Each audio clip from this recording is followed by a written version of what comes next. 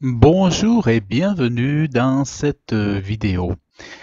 Alors, je voudrais parler avec vous de la fête de la Pâque, qui est célébrée souvent chaque année. Et je voulais, par rapport à ça, vous expliquer les origines. Les origines de la Pâque dans les fêtes catholiques romaines ou les fêtes du calendrier que nous avons partout en fait, où chaque année les gens se souhaitent à la bonne Pâque. Et je voudrais vous faire comprendre que derrière chaque fête, chaque célébration issue du catholicisme romain, chaque tradition, derrière, il y a eu une volonté de faire perdurer des rites païens. Derrière, par exemple, derrière la Noël, vous avez la célébration de divinités païennes. Ça n'a pas été un hasard s'ils ont mis ça le 25 décembre. Et également, pour la, pour la Pâque, ça correspond à la célébration d'une ancienne divinité païenne. Et vous allez voir que si on creuse, ce n'est pas n'importe quelle divinité. Alors, pourquoi est-ce que le catholicisme ferait ça? Pourquoi le Vatican ferait ça? Mais en fait, il y a beaucoup de raisons. C'est que, évidemment, il y a le vrai catholique qui va aimer Dieu, aimer Jésus-Christ. Il y a aussi, comme partout, comme chez les presbytériens, comme chez les anglicans, comme chez les méthodistes, comme chez les protestants, comme chez les évangéliques, il y a du faux et du vrai. Mais c'est vrai que dans certaines dénominations, il peut y avoir plus de faux que de vrai, et plus de vrais chrétiens que de faux chrétiens. Et ce qu'il s'est passé dans toute notre histoire, euh, c'est que nos dénominations, notre christianisme a été infecté, euh, ou je dirais a été, comment dire, infiltré. Ça a été infiltré par des sectes. Alors, c'est très connu que les jésuites avaient été créés à l'époque par le Vatican, les jésuites pour détruire le protestantisme. Et j'avais fait une vidéo, enfin j'avais mis en ligne une vidéo ici, où j'explique que le Vatican est infiltré par les francs-maçons et donc par des, comment dire, des moyens de mise en place pour infiltrer et pour corrompre la doctrine, parce que le but c'est de corrompre l'enseignement, parce que si on corrompt l'enseignement, si on démonte la doctrine et l'enseignement de Jésus, les chrétiens sont perdus parce qu'ils sont conduits sur la voie large et ils sont mal enseignés, ils sont mal nourris et ils finissent par périr. Par périr, c'est le but des fausses religions ou des faux enseignements, c'est de faire périr ceux qui auraient dû être sauvés par l'enseignement. Donc vous pouvez retrouver cette vidéo sur ma chaîne YouTube où je vous explique pourquoi on a ces problèmes aujourd'hui avec toutes ces fêtes bizarres, aujourd'hui les Noëls et les Pâques et tout ça. Or, on se rend compte que ces fêtes, finalement, elles sont célébrées par des gens qui sont non-croyants. La plupart du temps, les gens qui vous célèbrent, qui vous souhaitent une bonne Pâques ou un bon Noël, ce sont des gens qui ne sont pas du tout chrétiens, qui ne se sont jamais demandé pardon à Dieu, qui se sont jamais repentis, qui n'ont jamais connu la nouvelle naissance. Or, ceux qui ne souhaitent pas la Pâque et ceux qui ne souhaitent pas le Noël, souvent, ce sont ceux qui sont nés de nouveau et qui ont vraiment été touchés par la main de Dieu. Alors donc, tout ça, c'est quand même très intéressant d'en parler. Alors, sur Facebook, j'avais partagé un article il y a l'année dernière et avec cette URL là, ici, avec cet article sur un blog. Et donc, il donnait plusieurs informations, tout. Et il y avait un point important que je voulais vous relever. Alors, je vais vous le lire. le lapin de Pâques, donc on voit le lapin de Pâques, les œufs de Pâques. Donc l'article, vous pouvez le lire, il est très très intéressant sur, il vous parle de Pâques et tout ça. Il vous parle d'un point de vue biblique. Voilà. Et à un moment donné, il est dit, le lièvre et l'œuf sont tous les deux supposés avoir été des symboles de la déesse anglo-saxonne Éostre. Alors, il faut savoir que généralement, malheureusement, les fêtes catholiques, romaines ont à la base ont été imposées, mis en place pour perdurer, c'est ce que je vous disais tout à l'heure, pour faire perdurer des cultes à certaines divinités païennes. C'est-à-dire qu'avant, il était célébré des cultes païens sans l'Église catholique romaine, mais quand l'Église catholique romaine a été imposée comme la religion mondiale pendant des siècles, ils ont imposé donc des calendriers avec des fêtes, mais en fait ils n'ont pas abandonné les célébrations aux divinités païennes. Ils ont gardé ces célébrations, mais en faisant croire que c'était un rapport avec Jésus-Christ envers la Bible. Donc ils ont maquillé des rites païens à des divinités païennes pour faire croire aux chrétiens qu'ils étaient en train de célébrer des fêtes bibliques. Et comme ils savent que les chrétiens ne lisent pas la Bible, ils n'ont pas de mal à les tromper, à les ensorceler, à leur mentir.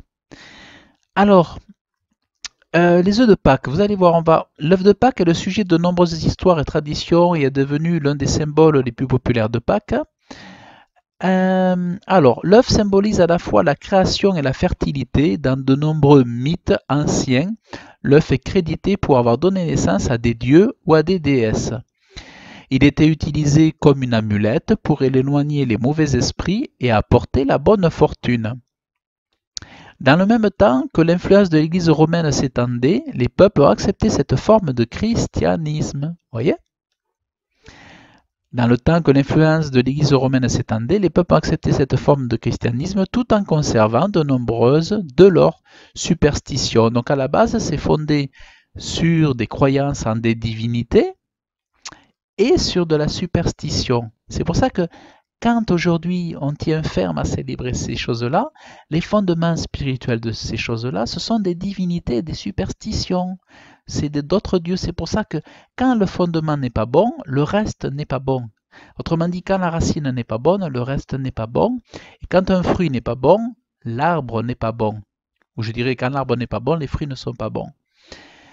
Comme l'œuf ne pouvait plus être utilisé en rapport avec leur ancienne coutume païenne, les peuples christianisés ont inventé de nouveaux mythes christianisés, ayant comme aspect commun l'œuf. Donc, voyez, alors les œufs et les lapins sont des symboles familiers sans rapport avec la Pâque en tant que telle. Les œufs qui représentent la naissance d'une nouvelle vie ont été un symbole du printemps depuis des temps très anciens. Les chrétiens ont adopté ce symbole de l'œuf pour le rapport qui existait entre la Pâque et le renouveau de la vie du mois d'avril. Alors,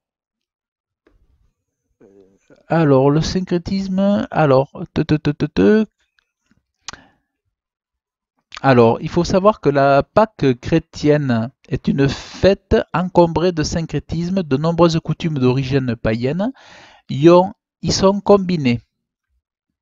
Et les éléments de la foi chrétienne à des éléments de la foi chrétienne. En fait, on a mélangé donc du culte païen avec des divinités païennes, à des démons.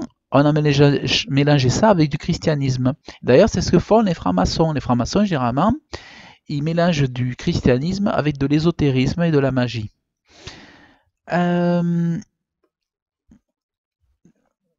Donc, alors je vais essayer de vous retrouver. Alors, on va faire rechercher. Alors, je vais faire et ostre. Voilà. Alors, la première raison du syncrétisme. Le nom d'Esther, qui est Pâques en anglais, sous la forme d'Esther, dérive du nom de la déesse païenne anglo-saxonne de l'aube et du printemps, Éostra ou encore Éostre. Et les rituels de la Pâque chrétienne perpétuent l'adoration au soleil levant. Donc l'adoration au soleil levant et le triomphe du printemps sur l'été. Sur l'hiver, pardon. Donc c'est vraiment une adoration au soleil. En fait, c'est pour ça que c'est mis en valeur. Obama même, il disait que la célébration de la Pâque lui avait changé la vie. Vous avez Trump qui parle de la Pâque et que c'est formidable, qu'il faut fêter Pâques, que c'est important et tout. Pourquoi c'est important? C'est parce qu'ils savent pourquoi. Mais regardez Éostre, donc le dieu soleil, vous voyez, l'adoration au soleil levant. Éostre, regardez, quand je tape Éostre, donc Éostre c'est le nom d'une déesse anglo-saxonne, et vous allez voir, donc là j'ai un article sur Éostre ici, donc la déesse au lièvre, donc là il raconte la déesse au lièvre, et là dans un commentaire tout au fond, on a quelqu'un qui nous dit n'oublions pas que nous avons affaire à une divinité préhistorique universelle, est incarnée par Éostre Lucina à la tête de lièvre, mais plus près de nous en Égypte, il y a au moins 47 000 ans, existait la déesse Unutsit à la cité de la lune, à Enchoumenein, et n'oublions pas Osiris, dont le chef était orné d'une paire d'oreilles de lièvre, et qui était dirigé du nom du lièvre. De plus, il trônait dans le royaume des morts depuis la galaxie d'Orient, voisine de celle du lièvre.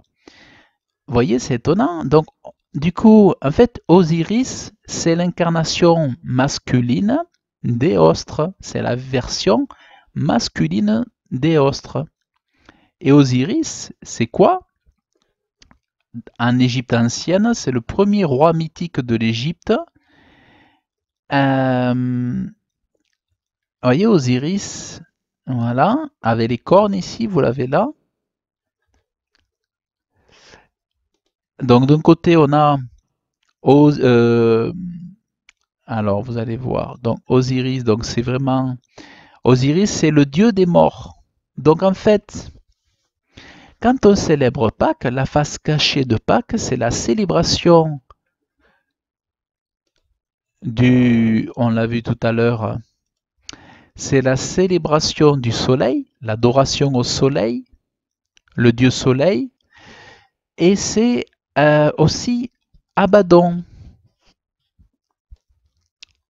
Mais bon, pour rester par rapport à ce qu'on voit qu'on a sous les yeux, c'est le dieu des morts qui donne la vie. Donc c'est le diable qui se prend pour Jésus-Christ, qui redonne, qui donne la résurrection. Si vous voyez, en fait, c'est le diable qui, voyez, le dieu des morts qui redonne la vie. Donc voilà, qu'est-ce qui se cache derrière tout ça.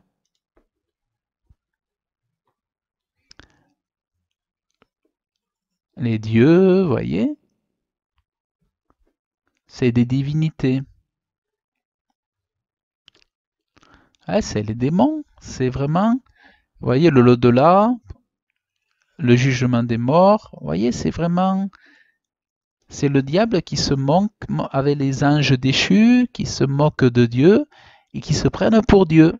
Donc on est en train de, quand on fait Esther et tout, on est en train de rendre des cultes, en fait, ils ont masqué des cultes païens, ils ont rentré ça dans le catholicisme romain pour nous faire adorer, pour que les gens adorent et continuent d'adorer des dieux égyptiens. Osiris, vous voyez, Osiris, ou sa forme féminine, donc la version féminine d'Osiris, c'est Isis. Osiris, Isis, voilà, Osiris, ici, c'est, voilà quoi. Donc si je mets les images d'Osiris, on le voit,